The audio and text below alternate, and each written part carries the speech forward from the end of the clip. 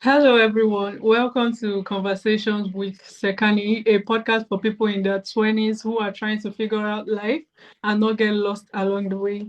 Today, I'm joined by Ryan Ross, a marketing professional, health benefits expert, and triathlete, blending business performance with physical endurance. It's so nice to have you here on our show today. Welcome, Ryan.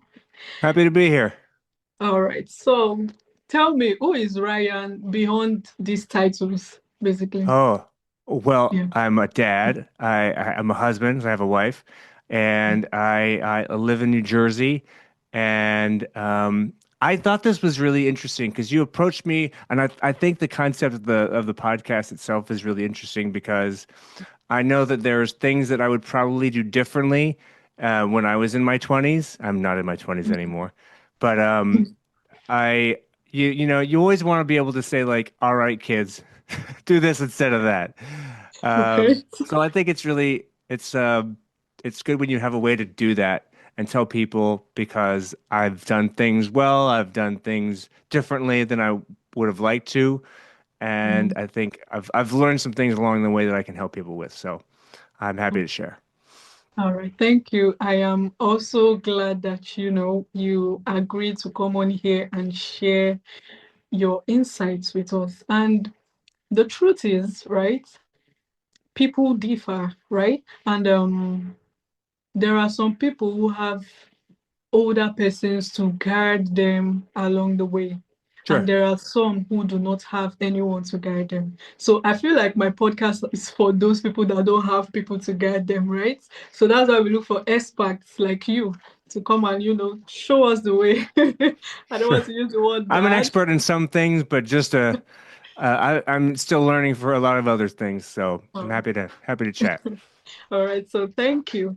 And yeah, I'd like to ask, how did you get into marketing and health benefits, basically? Okay.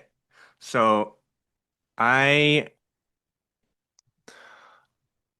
I studied advertising when I was in college, and I thought I wanted to work at a radio station or like own a radio station. And so I studied advertising and copywriting. And then I moved to New York. I lived in California, and I moved to New York to work in advertising. And I got a job in sales. And I didn't know ad sales was a thing, but I got a job in advertising sales, which means you're selling space in a you're selling the ads in a magazine, right? You look in whichever Vogue magazine or I mean, there's thousands of magazines out there. Why'd I choose Vogue or The Economist or something like that? And you sell, those magazines exist because people read them and companies wanting to get in front of those people. And that is the basis of advertising itself, right? Trying to take the audience and have them buy something. Let's be honest. So I worked in ad sales, and then I got a job offer at a company. I was moving to London, and I got a job offer at a marketing technology company. And I think when you live in some place, the first thing people ask, "Oh, how did you get here?" Right? If it's not like a big city, right? New York, people are like, "Oh, you're obviously here to work," or maybe you're a tourist. Who knows? But um, I now I live in a small town in New Jersey, and people are like, "Oh, how'd you move here? Why'd you move here?" And it's always because of work, right? So you go where the market goes, or where you want to go in the market, right? Sometimes you find a job because it's based on passion, and maybe that's true. But I also think that you need to marry up your what you really like doing with what the market wants, what other people will buy from you, right? This is the world we live in. So I got a job in marketing, and I discovered that it's very interesting because you're trying to um, businesses exist to solve problems for other people, right? Their customers. And I've discovered that the more you can learn about people, the more you can take what you know and figure out how do I help solve their problems. And marketing helps you understand how people operate so that you can frame your product in a way that solves their problem, right? And sometimes it doesn't work and they just don't buy it, right? But if that's the case, they're probably not the right person for you. And how to get into benefits? Well, I ran a marketing agency, and I still do, and had a client, and they were in benefits, and I'm like, this is a really interesting industry. Benefits means like health insurance benefits. Now, if the audience is from all over the world, the U.S. has a really strange health insurance industry because healthcare is not free here. Many places of the world is free, right? You got to pay for it here. So a lot of the times people need help paying for their health insurance. And I've learned it's a very complex industry, and I wanted to learn more about it. So I like really went full on and I wrote a book about health insurance benefits because I wanted to learn more about them so that I can bring the solution that we offer to the marketplace, to the people that have problems with the Mm. solution that our service provides. I hope that was a really roundabout way of saying it, but that's how I got into the industry. Okay. Wow. All right. So I'm going to ask, what Yeah. sparked your interest in endurance sports and Oh, yeah.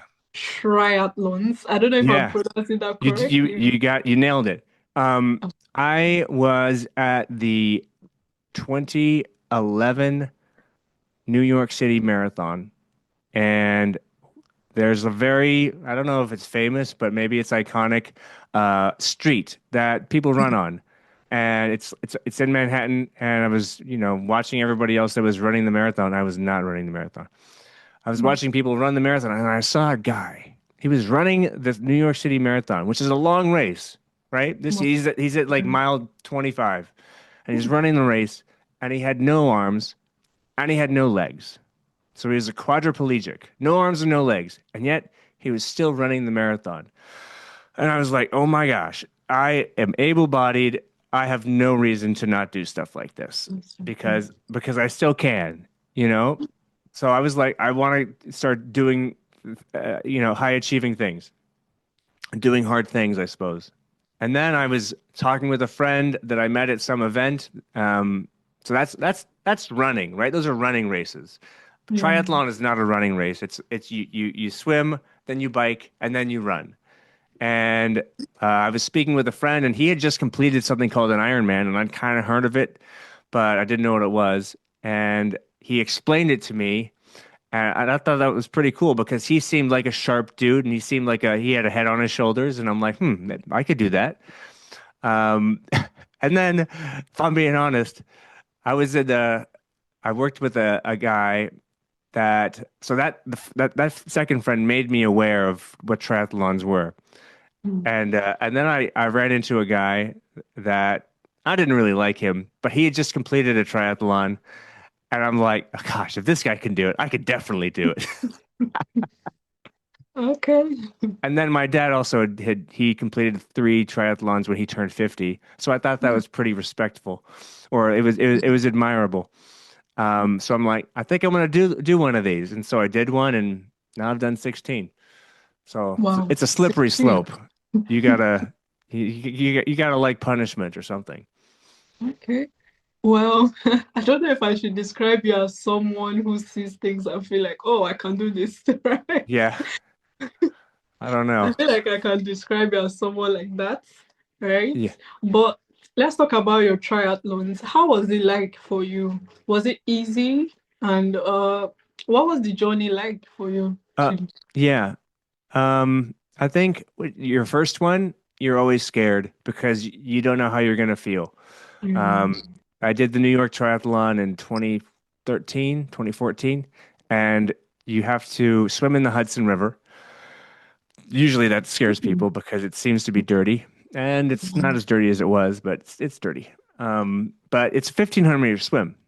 And my friend at the time, he had a sailboat, and we were sailing up the river 1,500 meters, and I'm like, oh my gosh, I have to swim in this. I'm so underprepared. And then, you know, you prepare as much as you can, and then you have the highest of expectations for yourself, and then you start the race, and you are quickly pulled back to earth and realize I'm not going to win the race today. So first, you sign up for it because maybe I don't know, signed up to run for a charity, which people do a lot of the time. And then you start practicing, and then you you do the race when you're probably underprepared, Mm, because you just don't know what you don't know. And then maybe you either decide to never do it again, and plenty of people do that, or you decide, all right, I bet I can do better than I did last time, right? Sometimes yeah. people do really well, right? Maybe they're really good swimmers or bikers or runners, and they just have a huge amount of endurance. Especially if you're in your 20s, you'll have a lot of endurance. Um, but you'll realize that, okay, I need to practice a lot of different things. I need to set a schedule. I need to make sure that I get in the pool at the right time. I need to make sure that I run increasingly longer distances every week in order to prepare, because you're not just going to be able to wake up and run a half marathon, right? Or however long the race is. And then you just keep improving 1% every day or something like Mm, that. And mm, then you finish the race and you're like, I'm so glad I finished. I think I can do better. Or mm, maybe you say, I'm done with this entirely. But in my case, I said, I think I can do better. And so you sign up because after 2 weeks, you're like, I don't know what I'm doing. Your mm, whole identity becomes tied up in doing a triathlon. mm, So I think, yeah, how did I feel? Uh, the first one, absolutely nervous. But now I've done a bunch of them. So I'm pretty confident that I know what to do. And when you go there, now I go there and I see people that have never done one. I'm like, I don't want to say giving them advice, but I'm like, oh, you should do that and watch out for this and blah, blah, blah. And then I'm like, mm. you know what? At the end of the day, you just got to breathe and relax because you've been training for however long, and you're not going to get any better today. Yeah, okay. Wow. So I I feel like I learned something from what you just said, actually, Okay. which is I don't know, never to give up, right? And Sure. always keep trying, consistency. So I feel like those Sure. are the two things I I think learned. that's Yeah. it's really important because you might do really maybe you have a great run one day, right? But then the next day you probably need to rest. And the following day, if you go out and run again, you might run a little bit slower. But maybe that's because you had a piece of cake the day before and your body is not as in shape as it was before, right? So the next day you might run even faster than you did the first day. So it's the thing is life is long, right? Yeah. As long as you continually improve over a long time span, and you consistently at least put in the reps to start the exercise, to start, uh, putting in the time and completing the actions that you set out to complete. As long as you do that on a consistent basis, you're going to improve because you're getting reps done every day or on a consistent basis. So I think people really underestimate how important consistency is in this whole thing. Exactly. Okay, wow. Thank you. So I'd like to ask, why should, working professionals Yeah. take physical fitness seriously? Oh, well, first of all, it's really good for your mental health. And that's Mm, kind of becoming kitschy these days to say, like, do it for your mental health. But I feel like, for me at least, um, everybody has some sort of workplace stress, right? Maybe they have a deadline to make, or they need to get out and they need to hit a sales number, or they need to, record a podcast today, right? yeah. Everybody, and maybe they're not prepared for it, right? You seem Mm, very well prepared, but maybe if you didn't read something about me, you wouldn't know, right? So you might be stressed. And yeah. I think that physical activity helps you reduce that stress because in so many cases, that might be one of the hardest things you do that day, Mm, right? Just yeah. getting up early in the morning and going out for a run or getting on the bike or jumping into a cold pool, that the moment when you have to like decide to do that, it might be really tough, but if it's part of a broader goal, then it makes Mm, it seem much more manageable. So there's the mental aspect, but then there's also obviously the physical aspect to it, right? mm, If you have a hard time getting off of a couch, then just walking is a hard thing to do. But if you mm, consistently work on your body and make sure that you are able to move, then you'll be able to move a lot longer in life, right? mm, So mm, the people that are healthiest are the ones that are going to live longer, right? mm. Exactly. and they're going to be able to contribute more to society. So I think it's taking care of yourself and your own body on a consistent basis, right? Having that become a part of your who you are, it helps you in so many ways, mentally, physically, um, in terms of like how long you live. There's so many benefits to it, and this is probably well documented in science or in like scientific journals. But it's the core of all outputs in life, you know? Yeah. Okay. Wow. So yeah, what separates an, average marketer from Hmm. an elite marketer? Knowing exactly what you're trying to achieve with any specific project you're working on, right? And it only needs to Mm, be like one number that you're looking for. Um, Maybe if you're trying to create podcasts and you want to get a bunch of interviews out, right? Um, you're probably going to want to only focus on scheduling interviews with people, right? But if you only want interviews with people that are celebrities or on like the Forbes 1000 list or whatever, then you're not mm, going to care about getting as many interviews. You're going to care about, okay, how can I get these specific people? So it's a different metric you're looking for, right? mm, mm, If you're looking for audience, right? If you're trying to figure out how do I get enough audience members mm, to watch my podcast, it's a totally different thing. You're going to yeah. focus on that number and, creating shorts from one interview and sharing that with people, right? So Mm, just to kind of tie that up, making sure you're focused on one sort of output that you control mm, versus hoping that everything falls into place. Because in so many cases, people look at vanity metrics that are just mm, cool to say, right? Oh, I have this many followers or I have this many likes. But is that what you're going for? And if that's the case, then great. But we got to focus on what's the main goal here, right? mm, Our yeah. business, Broker's Block, is to serve benefits brokers. Those are the only people we want to get in contact with. So Mm, as the marketing head, I think, how do we make sure that we are solving the problem of these benefits brokers, and are the programs that we create are mm, these things that benefits brokers actually want? mm, Because if they're not, then it's kind of a waste of our time, and yeah. our resources are better used elsewhere. So that's what I Mm, think. Focusing on the one thing that you can report on each week or each day to mm, say mm, this moved the needle for the business. mm. Wow. So it's basically understanding what you actually want for your Hmm. business, right? And then Yeah. doing the things that gets you there. Okay. Hmm. So how do one, avoid burnout while staying Oh, competitive? ooh, that's a really good Mm, question. How do you avoid burnout while staying competitive? Well, I think mm, this is rest comes into this a lot, right? Both for triathlons and mm, for like business. I think if you got to be going towards a specific goal, and if you're not going towards the goal, then you're going to be wiped out and ineffective. But mm, if you can make sure that you are focusing on one specific thing, um, while at the same time making sure that you are staying creative and resting yourself, right? That's a really good mm, way to think about it.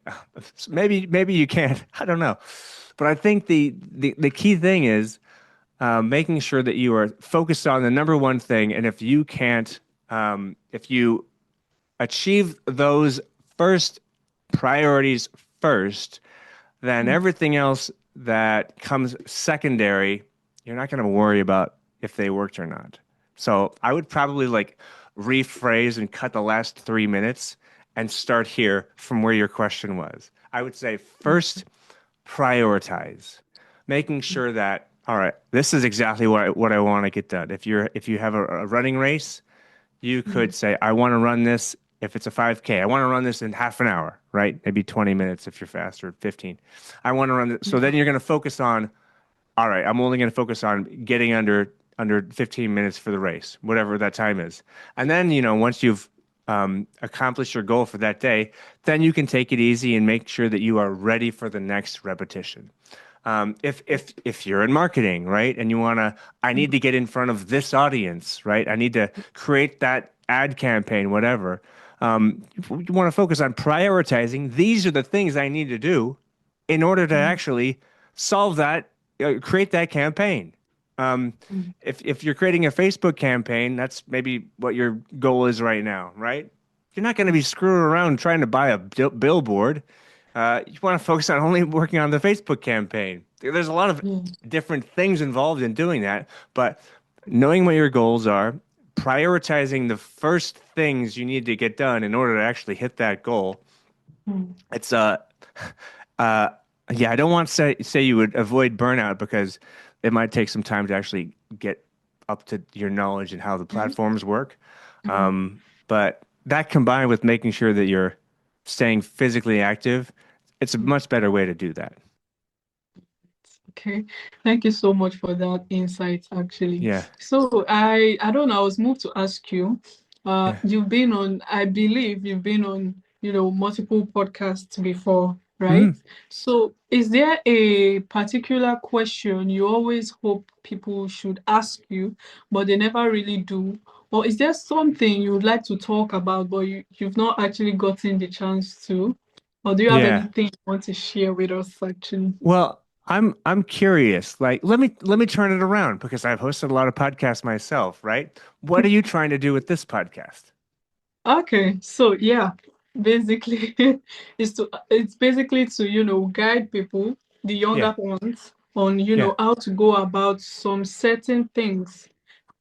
For example, you're an expert, or let me say you have more experience when it comes to marketing and Sure. also fitness, right? Sure. So if I want to go into marketing and fitness and I listen to you speak, I already know Yeah. some certain things to put in place because Yeah. I've heard what you said, right? Yeah. So I feel like I've learned a whole lot when I want Yeah. to go into this particular field. So Yeah. basically, what I'm trying to do is Yeah. to, get as much people as I can on my Yeah. platform that Here's a have a question lot for you. to offer. Yeah. I got a question for you, right? Okay. Who would be like the top five people that you would want to be speaking with? The top two people that you would want to be speaking with on this podcast? Hmm. Top two people. If I'm to be on a lighter and a more serious note, I don't think I have favorite persons I would want to Yeah. speak with, right?